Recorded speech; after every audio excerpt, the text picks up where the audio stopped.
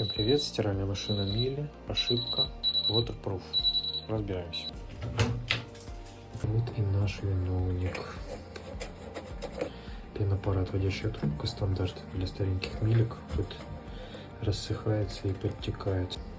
А вот так это выглядит внутри. Сколько воды набежало. Как воду убрал, естественно, я тут супер сильно не вычищал. И не нужен. Все, трубку поменял, почистил, воду убрал, проверяю. А вот, кстати, старая трубка вот так вот выглядит. Собственно, все работает. Всем пока.